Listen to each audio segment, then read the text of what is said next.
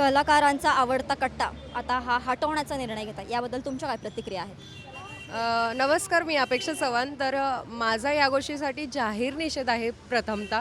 पण मला एक वाटतं की ॲज अन आर्टिस्ट की एक माध्यम आहे लोकांपर्यंत पोहोचण्याचं आणि ओपन माध्यम आहे लोकांपर्यंत, व्यासपीठ आहे लोकांपर्यंत पोहोचण्याचं.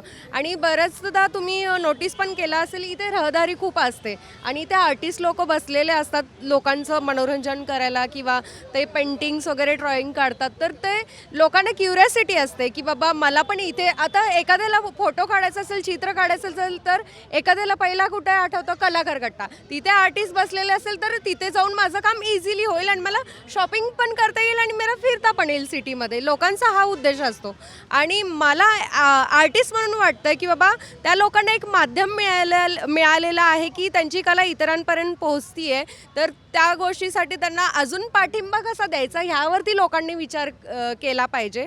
अजून काही व्यासपीठ निर्माण करता येईल का ह्यासाठी विचार करायला पाहिजे, ना की कलाकार कट्टा बंद करा. बातमी म्हणजे थोडक्यात